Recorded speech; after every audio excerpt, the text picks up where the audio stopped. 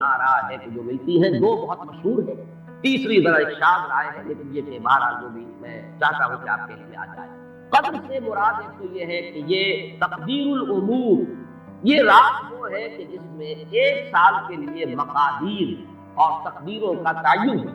اگرچہ ایک لفظ میں نے استعمال غلط کر دیا جملے میں، تعین تو وہ ہو چکا ہے ازل، اللہ تعالیٰ کے علم ازلی میں تو وہ چیزیں پہلے سے موجود ہیں، کب کس وقت کس شے کو ظہور پذیر ہونا ہے، کب کس وقت کس جگہ کون سا واقعہ ظاہر ہوگا، لیکن یہ ہے کہ وہ تو اللہ کا علم قدیم ہے، علم کی حد تک وہ علم قدیم ہے، وہ تو ہمیشہ سے شے جو ہے موجود ہے اللہ کے علم قدیم میں۔ لیکن یہ کہ ہر سال کا معلوم ہوتا ہے کہ جیسے ہمارے ہاں ایک مفہوم ہے بجٹ سیشن ہے، سال پر سال کچھ چیزیں معین کی جاتی ہیں، اس اعتبار سے ہر سال یہ ایک شب آتی ہے کہ جس میں اس سال سے متعلق امور فرشتوں کے حوالے کرتے ہیں۔ اس اصل جو ہے ام الکتاب سے یوں سمجھ لیجیے، ام الکتاب اب یہاں غلط استعمال کر رہا ہوں، اللہ تعالیٰ کا علم قدیم، اللہ تعالیٰ کے علم قدیم میں جو چیزیں معین ہیں،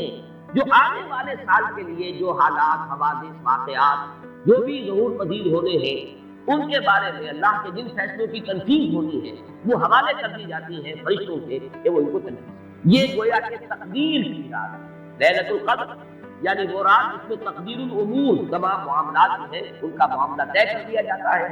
اور اس کی تائید ہوتی ہے وہ سورہ دخان کی آیت سے فیہا یفرق کل امر حکیم، اور اس آیت میں جو لفظ آیا وہ بہت پیارا آیا، یفرق، اس رات سے ہر بات جو پختہ ہے وہ جدا کر دی جاتی، فرق کے معنی جدا کر دینا، فرق الگ کر دینا، فرق کے معنی ہے کسی شے کے ٹکڑے کر دینا، وہ فرق فرقوا دینہم، انہوں نے اپنے دین کے ٹکڑے کر دیے، کسی شے کو کسی جز کو کل سے جدا کرنا، یہ فرق ہے۔ تو معلوم ہوا فیہا یفرق کل امر حکیم، میں آج سوچ رہا تھا تو انگریزی کا ایک لفظ بہترین ذہن میں آیا، ایشو ہو جاتا، ایک شے ایشو کرنا، اب یہ آرڈر ایشو ہو گیا، ہے علم قدیم میں، اللہ تعالیٰ کا وہ علم قدیم جو ازلی ہے، اس میں تو وہ چیزیں ہیں، لیکن اس سال کے لیے وہ آرڈر ایشو کر دیے گئے، فیہا یفرق کل امر حکیم امرا من عندنا، ہمارے پاس سے وہ معاملات کا معاملہ جو ہے فیصلہ ہوتا ہے، کوئی اور طاقت نہیں ہے فیصلہ کرنے، وہ فیصلے ہمارے ہی ہیں، ہمارے ہی پاس سے وہ فیصلے جو ہے صادر ہوتے ہیں۔ لیکن یہ کہ اس شب میں لیلہ مبارکہ سے کہا گیا انا انزلناہ فی لیلۃ مبارکۃ انا کنا منذرین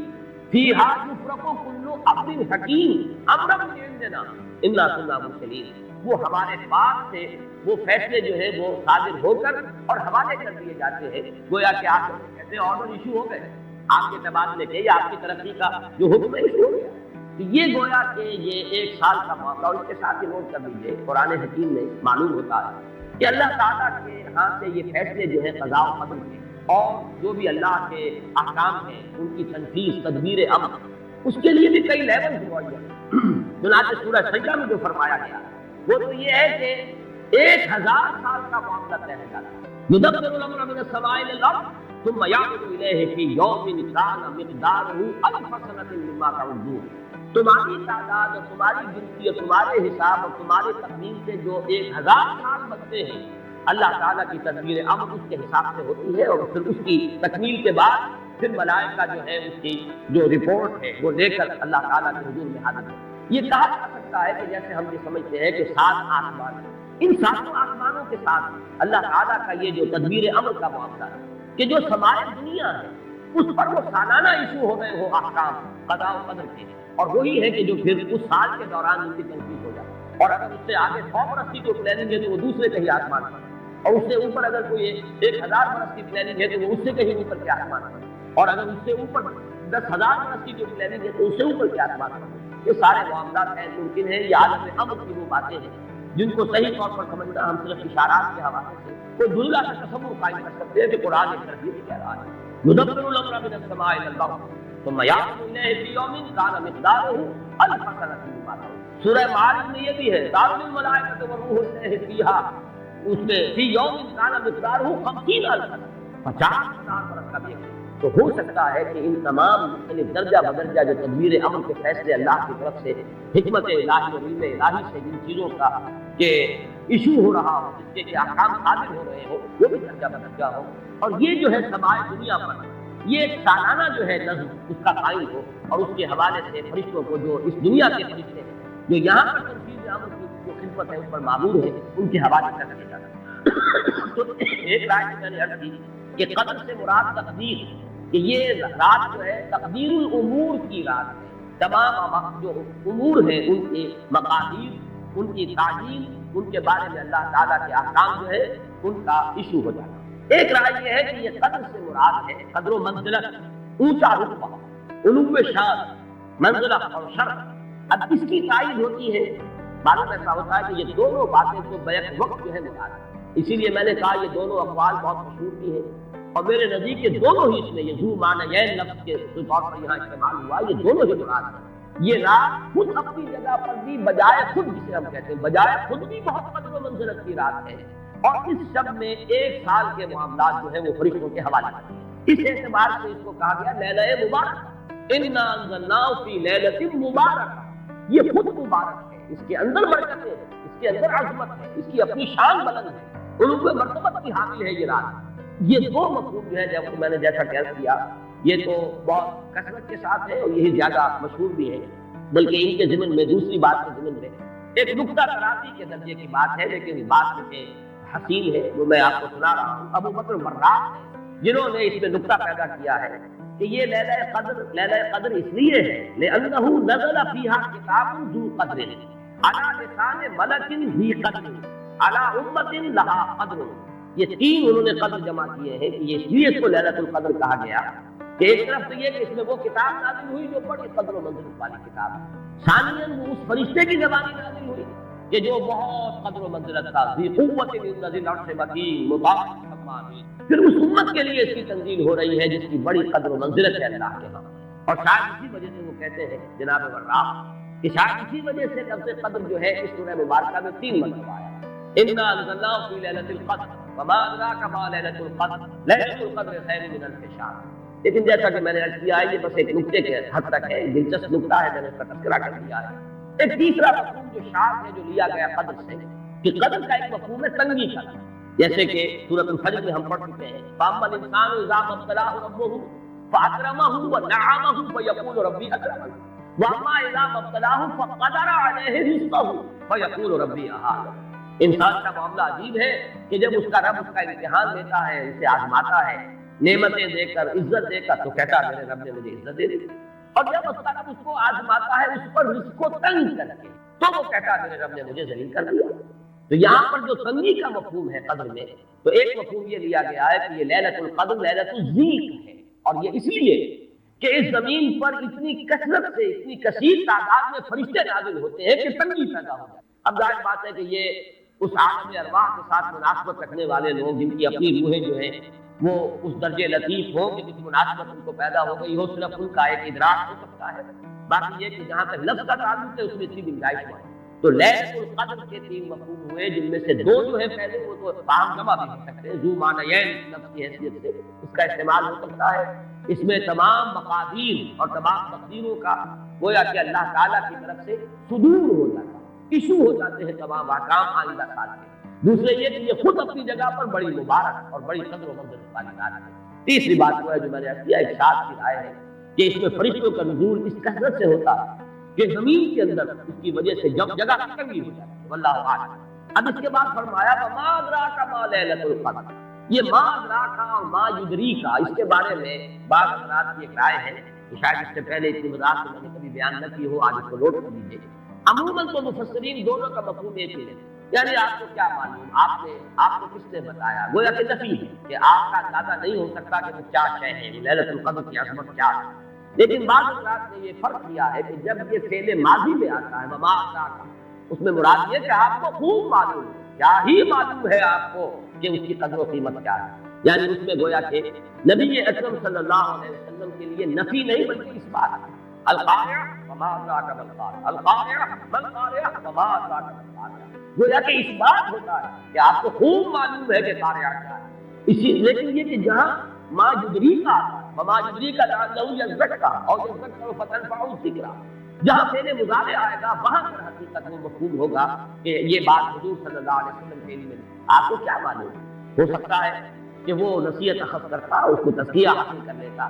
تو اس کے اندر تو نفی ہو سکتی ہے کہ اس وقت آپ کے علم میں وہ بات نہیں۔ لیکن یہ بھی ایک تو یہ کہ ایک علمی نکتہ ہے اور اس میں ذرا باریک قسم کی نحوی بحث ہے،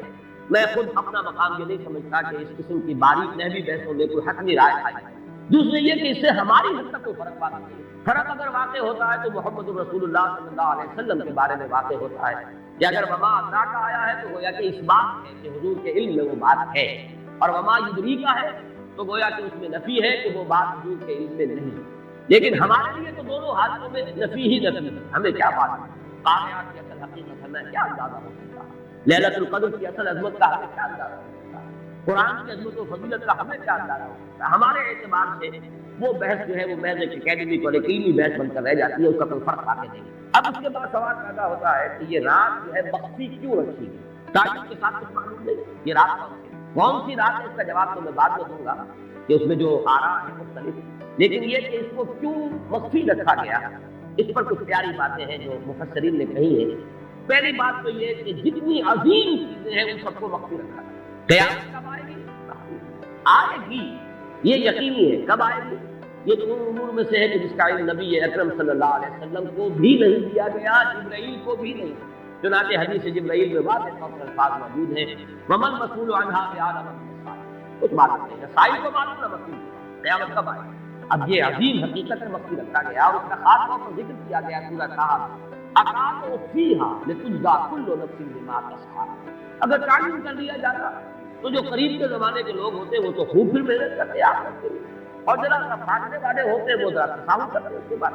اس کو رکھا گیا ہے، تلوار لٹکی ہوئی ہے، کسی بھی وقت گر سکتی ہے، جیسے گلوٹین کبھی اگر آپ نے دیکھا ہو جس طریقے سے کچھ کٹورا گرتا ہے کسی بھی وقت گر سکتی ہے، لہٰذا ہر وقت چوکس رہو، چوکس میں رہو، جیسے کہ صحابہ اکرام کی شان معلوم ہوتی ہے بعض روایات سے کہ ذرا تیز ہوا چلتی تھی تو وہ سمجھتے تھے قیامت۔ اس درجے استعزاز تھا آساب کے اوپر اس کا اتنا اثر تھا کہ ذرا تیز جھکڑ چلا اور انہوں نے سمجھا قیامت۔ تو اس طریقے سے قیامت کو مخفی رکھا گیا۔ أَقَامُوا فِيهَا لِتُجْزَىٰ كُلُّ نَفْسٍ بِمَا كَسَبَتْ۔ نہ آج سے 100 برس پہلے والوں کو معلوم تھا کہ قیامت کب آئے گی، نہ آج والوں کو معلوم ہے، نہ اگر ابھی دنیا کی عمر ہے ابھی 100 برس اور تو قیامت سے ایک دن پہلے بھی شاید یقینی طور پر معلوم نہ ہو سکے کہ کل قیامت آ رہی ہے، تاکہ ہر وقت جو ہے امتحان اتنا ہی شدید رہے، اتنا ہی کڑا امتحان رہے ہر ایک کے لیے، لِتُجْزَىٰ كُلُّ نَفْسٍ بِمَا كَسَبَتْ بِمَا يَسْعَىٰ، تاکہ ہر بھی نفس کو بدلہ ملے اس کی سعی کے مطابق۔ اسی طریقے سے موت کا وقت معلوم نہیں، وَمَا تَدْرِي نَفْسٌ بِأَيِّ أَرْضٍ تَمُوتُ، کہاں موت آئے گی، کہاں موت آئے گی، کب موت آئے گی، کچھ معلوم نہیں۔ اسی طرح نوٹ کیجیے صلاۃ الوسطیٰ، حافظوا علی الصلوات والصلاۃ الوسطیٰ، معین نہیں، اس کے لیے آراء اکثر آراء جمع ہو گئی ہے صلاۃ العصر کے بارے میں، لیکن تعین سے حتمی طور پر یہ کہہ یہ رائے ہے کہ کوئی بھی معین نہیں، تمام نمازیں جو ہے وہ صلاۃ الوسطیٰ کے حکم میں بہترین نماز، کوشش کرو کہ پوری محافظت کرو، صرف نماز کی نہیں بہترین نماز، ہر نماز ہماری بہترین نماز ہوگی، ہر روز روز عید ہو، ہر شب شب برات، اگر اللہ تعالیٰ کے ساتھ کوئی قلبی ربط ہے تو ہر دن جو گزر رہا ہے وہ روز عید ہے، اور ہر شب جو گزر رہی ہے وہ شب برات۔ لیکن اگر وہ کہ انسان کو غفلت اس کے قلب پر طاری ہے تو وہ عید کا دن بھی اس کے لیے ایک عام دن ہے، اور شب برات بھی اس کے لیے ویسی ہی ایک رات ہے جیسی کہ ہر روز آتی ہے اور چلی جاتی ہے۔ اس اعتبار سے اس کو بھی خاص جو ہے معین نہیں کیا گیا صلاۃ الوسطیٰ کو۔ اسی طرح بعض روایات میں جو آتا ہے اس میں آپ اللہ کا ایک نام ایسا ہے کہ اس کے واسطے سے اللہ سے جو بات مانگی جائے وہ رد نہیں، لیکن وہ کون سا نہیں بتایا گیا۔ اقوال ہے، اندازے ہیں، حی و قیوم پر زیادہ، حی و قیوم پر زیادہ لوگوں کا جو ہے وہ اجماع ہوا ہے، لیکن یہ کہ یقین سے نہیں۔ تو اسی میں اس کو بھی نوٹ کر لیجئے کہ اس کو مخفی رکھا گیا ہے لیلۃ القدر کو۔ لوگ زیادہ سے زیادہ محنت کریں، زیادہ سے زیادہ مشقت کریں، اس کے لیے جو بھی اس کی قدر و منزلت سے کسی درجے میں آگاہ ہے، وہ اگر معین ہی ہو جاتا کہ ایک شب یہ ہے تو پھر تو سب کے سب اس رات میں محنت کر لیتے، باقی راتیں جو ہے وہ پھر سونی اور ویران گزرتی۔ لیکن یہ کہ مطلوب یہ ہے کہ زیادہ سے زیادہ راتیں آباد ہوں، زیادہ سے زیادہ راتوں میں ذکر ہو، عبادت ہو، دعا ہو، اس لیے اس کو مخفی رکھا گیا۔ یہ حکمت۔ اس میں بھی ایک عجیب نکتہ ہے جو امام راضی رحمۃ اللہ علیہ نے بیان کیا ہے، اور حوالہ آپ نے نہیں دیا اس حدیث کا، لیکن ایک روایت کے حوالے سے بات بیان کی کہ اس کے ظاہر نہ کرنے میں بھی اللہ کی ایک شفقت اور رحمت ہے بندوں پر، اس لیے کہ اس کی قدر جتنی زیادہ ہے اتنی ہی اس کی ناقدری پر سزا ہوگی۔ اگر معلوم ہو کہ یہ شب ہے اور اس کی ناقدری کو انسان کرے تو گویا کہ پھر وہ اتنا ہی زیادہ مورد عقاب اور مورد سزا بن جائے گا۔ اس کے لیے ایک بڑا پیارا واقعہ نقل کیا امام راضی نے کہ حضور صلی اللہ علیہ وسلم حضرت علی رضی اللہ تعالیٰ عنہ ایک روز مسجد میں داخل ہوئے، ساتھ آئے ہیں، دیکھا کہ ایک شخص سو رہا ہے، نماز کا وقت ہو چکا تھا۔ حضور نے حضرت علی سے فرمایا کہ اسے جگا دو، اسے ہوش میں لے آؤ تاکہ وضو کرے، نماز کے لیے تیاری کرے۔ حضرت علی نے انتصار امر کیا، جا کر جگا دیا، لیکن پھر ایک سوال کیا کہ حضور آپ کو خود نیکی کے کاموں میں بہت سبقت فرمانے والے ہیں، سباق بالخیر، یہ لگا سبقت کرنے والے بہت کثرت کے ساتھ، تو آپ نے یہ جو ہے یہ کام خود کیوں نہیں کرا اور مجھے کیوں اس کے لیے آپ نے حکم دیا؟ آپ بھی اسے جگا سکتے، آپ نے فرمایا کہ تم اس کی حکمت کو سمجھ لو، میرے جگانے پر اگر وہ نہ جاگتا اور انکار کر دیتا تو کفر ہو جاتا، اور تمہارے جگانے پر اگر کوئی تساہل سے بھی وہ کام دیتا تو وہ کفر نہ۔ یہ فرق ہے کہ اللہ تعالیٰ کی طرف سے ایک شفقت ہے کہ حضور صلی اللہ علیہ وسلم جگاتے اور کسی درجے میں وہ انکار کر دیتا۔ کبھی ایسا بھی ہوتا آدمی نیند میں ہے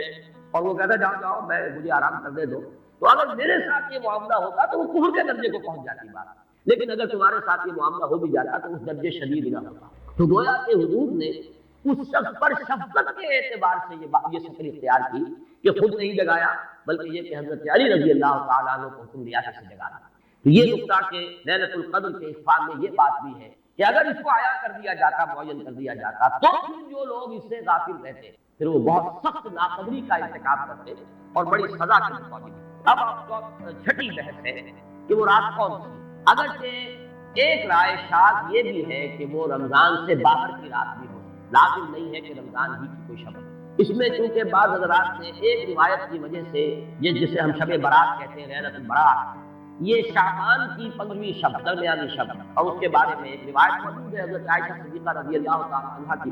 کہ رات کے وقت ان کی آنکھ کھلی اور وہ باری آپ ہی کے پاس شب باقی تھی حضور کی، تو حضور موجود نہیں، تو تشریف بھی کہاں گئے؟ تو جب تلاش کی تو معلوم ہوا کہ حضور جنت البقیع قبرستان میں پہنچے ہوئے ہیں اور وہاں آپ ان کے لیے جو بھی وہاں دفن ہے ان کے لیے استغفار کریں۔ جب پوچھا گیا معاملہ کیا، تو آپ نے فرمایا یہ بڑی عظیم رات ہے اور اس رات میں فوت ہونے والوں کا فیصلہ ہو جاتا ہے، پیدا ہونے والوں کا فیصلہ ہو جاتا ہے۔ تو اب وہ بھی ایک لیلہ مبارک کا، اسی وجہ سے بعض لوگوں نے وہ جو سورہ دخان کی ابتدائی آیات ہے انا انزلناہ فی لیلۃ مبارک، اس کو محمول کیا ہے اسی رات پر کہ جو جس کو ہم شب برات کہتے ہیں اپنی عام اصطلاح میں، لیلۃ البراۃ سے عربی میں کہا جاتا ہے۔ برات کے معنی کسی کا چھٹکارا پا لینا۔ یہ شب برات جو ہے وہ برات شادی والی برات نہیں ہے، بلکہ یہ برات کا لفظ ہے عربی زبان کا، جو ہمارے یہاں غلط العام میں برات شب برات بن گیا ہے۔ برات برات من اللہ ورسولہ، جو سورہ برات کا پہلا لفظ ہے کہ چھٹکارا پانا، کہ وہ رات بھی ایسی ہے کہ اس میں انسان استغفار کرے اور اللہ تعالیٰ سے اپنے گناہوں کی معافی مانگے تو اپنے آپ کو جہنم سے چھٹکارا دلا سکتا ہے، وہ شب برات۔ اس اعتبار سے کچھ لوگوں نے گمان کیا کہ شاید لیلۃ القدر اور لیلہ مبارکہ اس حدیث کی روح سے وہی شب ہے، وہ ظاہر بات ہے کہ خارج از رمضان مبارک، اور یہ کہ اس کے علاوہ بھی بات آ رہا ہے، لیکن یہ آرا جو ہے شاذ کے، میں یہ کہہ سکتا ہوں کہ تقریباً اجماع ہے اس پر کہ یہ رات رمضان مبارک ہی کی ہے۔ اس کی دلیل ایک تو یہ کہ القرآن مفسر و بعض العبادات کے اصول کے مطابق قرآن مجید کے اندر سورہ بقرہ میں واضح کر دیا گیا شہر رمضان الذی انزل فیہ القرآن، رمضان مبارک کا مہینہ وہ ہے کہ جس میں قرآن نازل کیا جائے، اور یہاں فرمایا انا انزلناہ فی لیلۃ القدر، ہم نے اس کو اتارا ہے لیلۃ القدر۔ ان دونوں کو جوڑیے تو اس کا ایک لامحالہ جو ایک انیویٹیبل رزلٹ نکلتا ہے وہ یہی ہے کہ یہ لیلۃ القدر رمضان مبارک۔ دوسری اس کی تائید ہوتی ہے وہ مشہور حدیث جس کو الحمدللہ کہ ہم نے بہت عام کیا ہے، رمضان مبارک کی آمد سے قبل کوشش ہوتی ہے ہر سال جو ہے اس کی یاد دہانی کرا دی جائے۔ ایک طویل خطبہ جو حضور نے دیا تھا، خطبنا رسول اللہ صلی اللہ علیہ وسلم فی آخر یوم من شعبان، یہ حضرت سلمان فارسی رضی اللہ تعالیٰ عنہ سے مروی ہے کہ حضور نے شعبان کے آخری دن ہمیں خطبہ ارشاد فرمایا، یا ایھا الناس قد اظلکم شہر عظیم شہر مبارک شہر فیہ لیلۃ خیر من الف شہر، لوگوں آگاہ ہو جاؤ، تم پر ایک بہت مبارک مہینے نے، بڑی عظمت والے مہینے نے سایہ کر دیا ہے، سایہ فگن ہو گیا ہے تم پر ایک مہینہ جو بڑی عظمت والا ہے، شہر العظیم، جو بڑی برکت والا ہے، شہر المبارک۔ اور تیسرا جملہ اس میں یہی ہے شہر فیہ لیلۃ خیر من الف شہر، وہ مہینہ کہ جس میں ایک رات وہ بھی ہے کہ جو 1000 مہینوں سے افضل۔ ان دونوں چیزوں کے حوالے سے تقریباً دلائل بھی موجود ہے، اور ویسے یہ کہ جیسا کہ میں عرض کر چکا ہوں اجماع ہے کہ یہ رمضان مبارک ہی کی ایک شب ہے۔